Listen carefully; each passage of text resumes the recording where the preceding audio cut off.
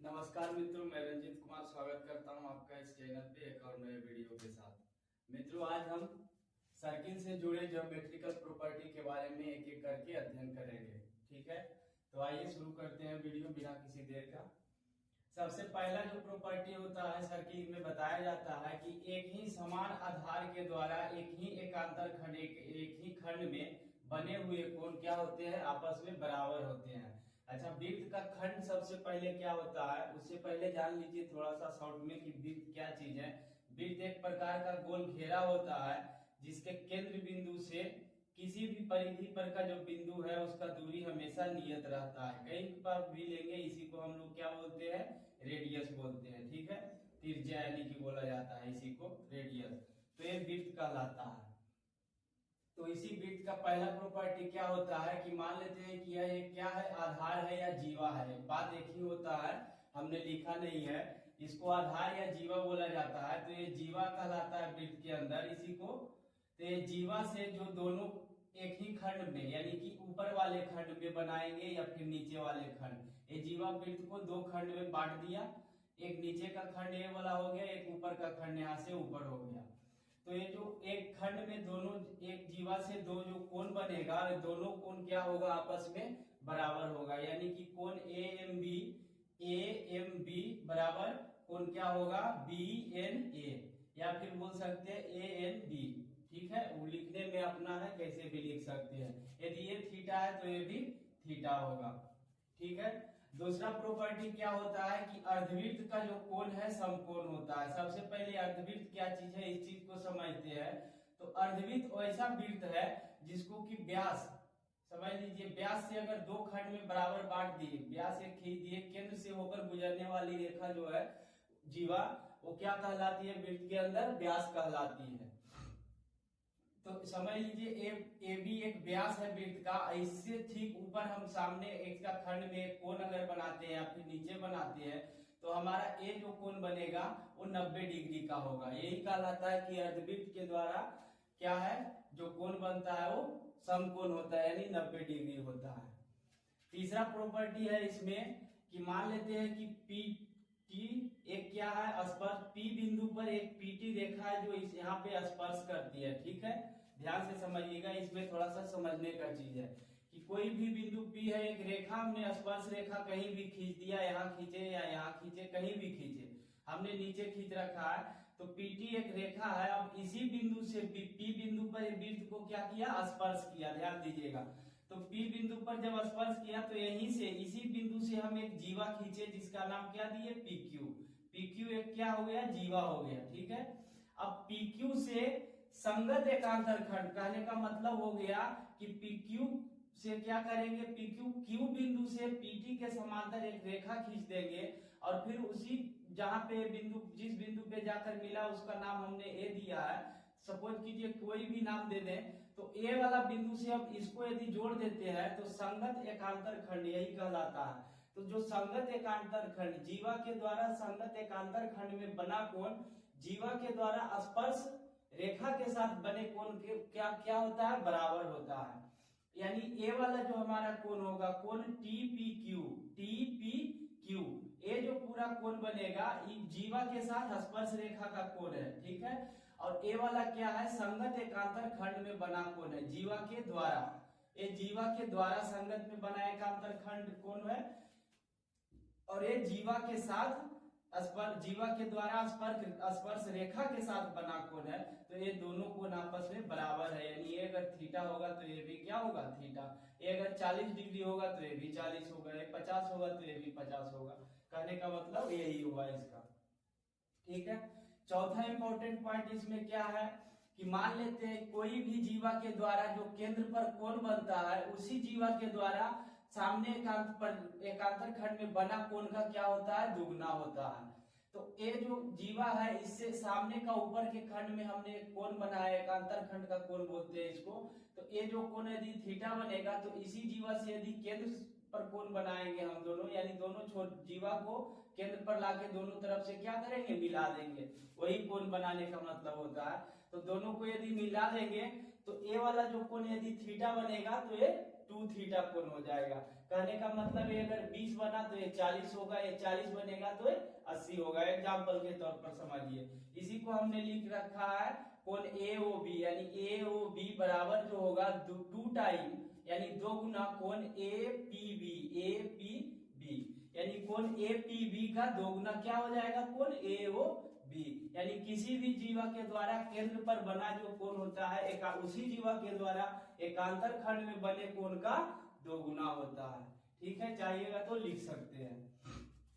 पांचवा सबसे बड़ा पॉइंट क्या है इसमें, इंपॉर्टेंट पॉइंट, कि मान लेते हैं कि कोई भी वृत्त है उसके अंदर एक चतुर्भुज बनाया गया। ठीक है, 4 बिंदु को लिए हम चारों को मिला दिए। ठीक है, समांतर चतुर्भुज बनाया गया, या फिर कोई भी पकड़ लीजिए, मान के चलते चतुर्भुज बनाया गया। तो इसी चतुर्भुज को क्या करते हैं, चक्रीय चतुर्भुज कहलाता है। यानी कोई भी चतुर्भुज के परितः चारों बिंदु, चारों शीर्ष को टच करना चाहिए।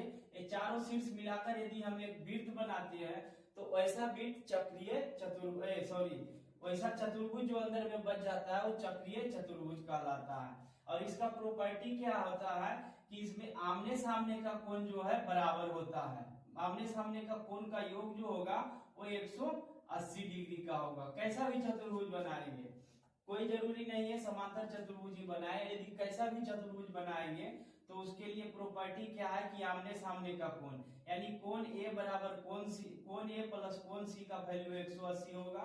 ठीक उसी तरह कोण D और कोण B, यानी कोण D कोण B का भी वैल्यू 180 डिग्री आएगा, दोनों को जोड़ेंगे तो। साथ ही साथ यदि कोई भी एक रेखा को, एक भुजा, एक साइड को, एक भुजा है AB, इसको हम E बिंदु तक बढ़ा दिए तो ये जो बाहर वाला कोण बनेगा, समझ गए, इसको लिख रखे हैं EBC, या फिर इसको CBE भी लिख सकते हैं, उल्टा भी लिख सकते हैं, कोई ये नहीं है। ये जो बाह्य कोण बनेगा पूरा यहाँ से लेके यहाँ तक का जो कोण बनेगा, सपोज कीजिए हमने यहाँ जोड़ा है, एक कोण हमारा यहीं पे आएगा। ठीक है, ध्यान दीजिएगा, एक अंदर वृत्त के लिए जाने का कोई जरूरी नहीं है, क्योंकि स्पर्श बिंदु है तो इसी बिंदु पर का ये जो कोण आएगा हमारा यहाँ से लेके ई रेखा, ये जो कोण होगा वो कोण D के बराबर होगा, यानी इसके सामने के कोण के क्या होगा, बराबर होगा, इधर अंदर वाला कोण के। ठीक है, साथ ही साथ इसमें एक पॉइंट और क्या है कि वृत्त के भीतर का समांतर चतुर्भुज आयत अथवा वर्ग होता है। यानी कि यदि देखिए हमने यहाँ एक समांतर चतुर्भुज खींचा है तो ये समांतर चतुर्भुज कैसा दिख रहा है, आयत होता है।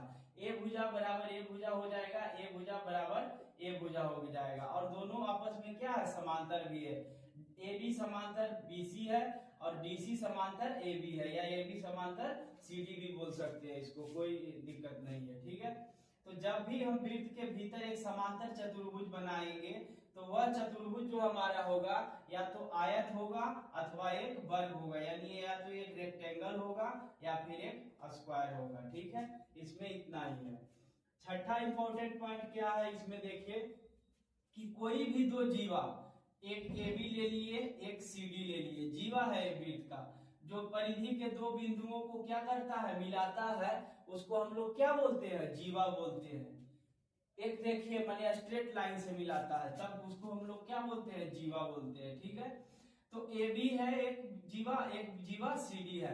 मान लिए कि ये दोनों एक दूसरे को O बिंदु पर प्रतिच्छेद किया, कोई जरूरी नहीं है कि एक केंद्र बिंदु पर ही एक दूसरे को प्रतिच्छेद करे, कहीं पर भी प्रतिच्छेद कर सकता है। केंद्र तो इस वृत्त का लगभग यहाँ पे आएगा, ठीक है, या यहाँ पे जाएगा, लेकिन ये ऊपर प्रतिच्छेद कर रहा है, अथवा नीचे करे या फिर केंद्र पर भी करे तो भी कोई दिक्कत है नहीं होगा। लेकिन उसमें क्या कहा जाएगा, एक प्रॉपर्टी होता है, क्या होता है कि कोण A बराबर कोण B हो जाता है। जब यदि इसको ऐसे करके यहाँ से यहाँ मिला दिए, ठीक है, और इसको इधर से इधर मिला दिए तो ये जो कोण बनेगा, एक कोण A बराबर कोण B हो जाएगा और कोण C जो होगा कोण D के बराबर हो जाएगा। यानी समझ लीजिए कि ये जो एकांतर कोण होता है, ये एकांतर कोण के जैसा ही, ये वाला बाहर का कोण तो ये अंदर का कोण, दोनों बराबर हो गया। फिर ये अंदर का कोण तो ये वाला इधर अंदर का कोण, ये दोनों आपस में बराबर हो गया। साथ ही साथ क्या होता है कि ये जो ट्रायंगल अब फॉर्म हुआ, ट्रायंगल AOC समरूप ट्रायंगल क्या हो जाएगा, DOB। समझ रहे, समरूप का मतलब तीनों कोण आपस में बराबर हो जाएगा। दूसरा चीज क्या है कि अब देखिए ये जो O बिंदु है आपका, ओ बिंदु का ये जो दोनों कोण होगा ये सम्मुख कोण कहलाता है। जब दो तिर्यक रेखा एक दूसरे को प्रतिच्छेद करती है तो सम्मुख कोण बराबर होते हैं। यानी कि अगर इसको बोलिए COA बराबर कोण हो जाएगा DOB। ठीक है, एक कोण और एक कोण आपस में बराबर हो जाएगा। और कोण A बराबर कोण B हो गया, कोण C बराबर कोण D हो गया, तो ये दोनों समरूप त्रिभुज हो गया। तो समरूप त्रिभुज का एक प्रॉपर्टी इसमें क्या लिखाया है, AO बटे DO, यानी A से लेके O तक, O से लेके D तक, ये दोनों का जो रेशियो होगा A से लेकर C तक और फिर B से लेके D तक बोलिए या D से लेके B तक, DB लिखे हैं, वो दोनों के बराबर होगा। और फिर किसके बराबर होगा, O से लेके C तक और फिर O से लेके B तक के बराबर होगा। यही तीनों का इधर अलग अलग फॉर्म में लिखे, हमने दो को माना है केवल एक बार में। ठीक है, जैसे कि देखिए AO पहला टर्म में इसको लिए हैं और इसको लिए हैं, तो AO गुने OB, AO गुने OB तिरछा गुना कर दिए हैं, बराबर हो गया DO गुने OC, OC गुने OD लिखे हैं, उससे कोई फर्क नहीं पड़ता है, OC गुने OD भी लिख सकते हैं। ठीक उसी तरह मान लीजिए कि AO गुने OB बराबर CO गुने OD, यहां से समझिए। ठीक है, कि ये दोनों इसका छोटा पार्ट इसका बड़ा पार्ट में गुना करेंगे और इसका छोटा पार्ट इसका बड़ा पार्ट में गुना करेंगे, तो दोनों का गुणनफल क्या आएगा, हमेशा इक्वल आता है। ठीक है, तो वही चीज यहाँ लिखा है तीनों टर्म के लिए। दूसरा बार में ये दोनों को लिए हैं, तो AO गुने DB, AO गुने D से लेके B तक, एगो इधर का ले लिए एगो इधर का ले लिए, तो अगला टर्म में फिर क्या हो जाएगा AC, यानी AC, या फिर मानिए DO D से लेकर O तक इधर ले लिए, तो ये जो DO होगा हमारा वो AC गुने AC, इधर वाला AC के बराबर हो जाएगा। ठीक उसी तरह तीसरा भी पॉइंट लिखा गया है। ठीक है, तीनों इसी से डिराइव किया, पहला बार में ये दोनों को लीजिए, दूसरा बार ये दोनों को ले लीजिए और तीसरा बार फिर ये दोनों को लीजिए। हमने तीसरा बार वाला पहले में लिखा है, फिर दूसरा बार है और फिर ये दोनों का है। तीसरा पॉइंट यहाँ है, यानी AC गुने OB लिखे हैं और उसके बाद फिर DB गुने OC हो गया। आपस में क्या होगा, ये सब बराबर होता है, बहुत ही सरल चीज है, कोई वैसा हार्ड चीज नहीं है। ठीक है, सातवां नंबर पॉइंट देखिएगा कि क्या है कि कोई भी वृत्त का जो है किसी भी जीवा पर केंद्र से डाला गया लंब जीवा को समद्विभाजित करता है, यानी दो बराबर भाग में क्या करता है, बांटता है। यहाँ पर देखिए क्या लिखे हैं, ध्यान दीजिएगा, इसको मिटा दे रहे हैं। AB एक जीवा है जिस पर केंद्र बिंदु यानी सेंटर O है, इसका O से हमने क्या किया, एक लंब डाला, तो अब AP बराबर BP होगा और जो कि क्या हो जाएगा, AB का आधा होगा। इसी पॉइंट को हमने लिखे है। ये जो लंब वाला टर्म है इसको ऐसे भी लिख सकते हैं आप, OP परपेंडिकुलर, इसको R यहाँ डाल दीजिए बराबर AB। R क्यों डाले, क्योंकि ये R जो है O से कोई भी रहेगा तो ये R रेडियस नहीं आएगा, जिसका थोड़ा सा पार्ट रहेगा, बाकी पूरा रेडियस आके यहाँ तक आ जाएगा। तो ये रेडियस नहीं आता है, तो मान लेते हैं कि इसको नीचे भी अगर खींच देंगे तो ये पूरा यहाँ आके मिलेगा, तो क्या रहेगा, रेडियस ही रहेगा। इसीलिए कहीं कहीं ऐसे भी लिखा रहता है, लेकिन उतना नहीं है लिखना, यदि समझने के लिए इतना भी लिखना क्या होता है, काफी होता है। तो इसको दो बराबर भाग में, यानी केंद्र से डाला जीवा पर डाला गया लंब वृत्त के जीवा को दो बराबर भाग में बांट देता है। दो बराबर भाग हो गया AP और PB, दोनों का वैल्यू बराबर होगा, जो कि AB का क्या होगा, आधा होगा, इधर भी 1/2 इधर भी 1/2। दोनों अगर चार है जीवा का लंबाई तो दो इधर हो जाएगा दो इधर हो जाएगा, अगर 6 है तो 3 फिर इधर होगा 3 फिर इधर हो जाएगा।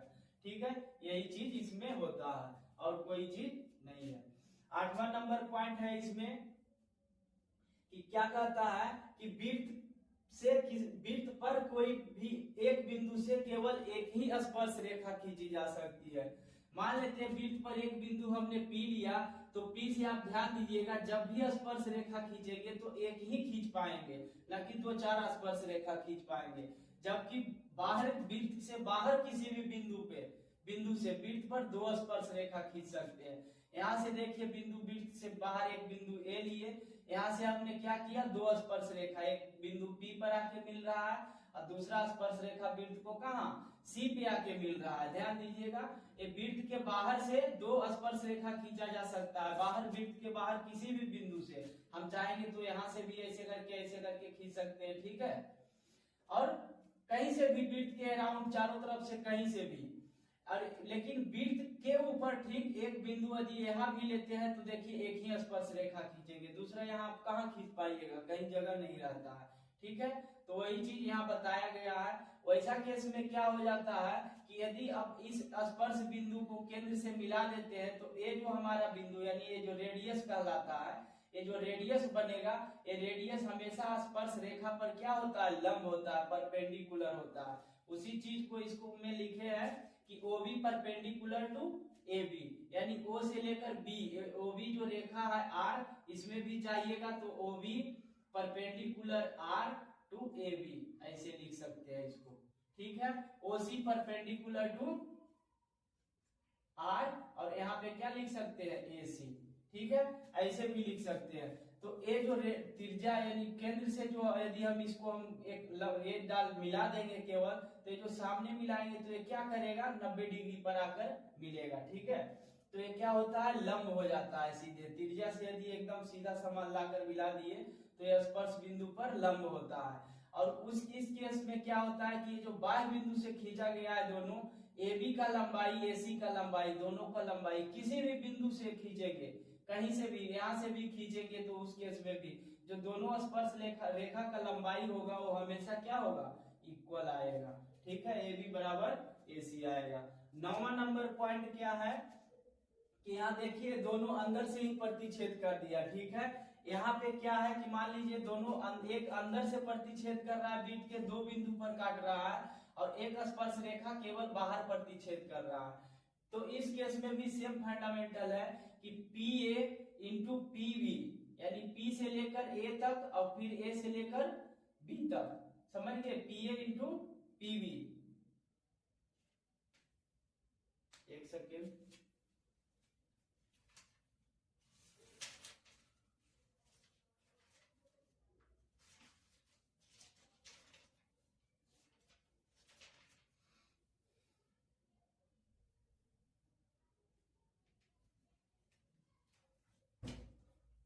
हाँ मित्रों सही है।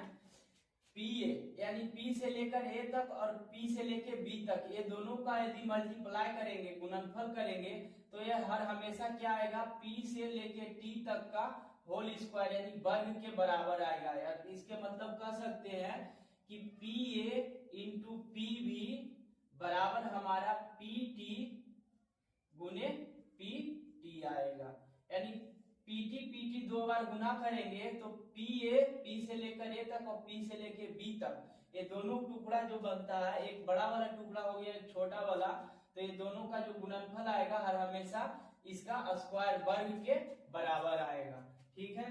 तो इतना ही था इसमें वृत्त का जो भी सारा इम्पोर्टेंट पॉइंट है हमने सारा लगभग बता दिया। आज के लिए इतना ही, उम्मीद करते हैं आपको समझ में आया होगा, और यदि कोई डाउट रह जाए तो जरूर पूछिएगा, और वीडियो यदि अच्छा लगे तो लाइक शेयर कमेंट सब्सक्राइब जरूर करें चैनल को। धन्यवाद।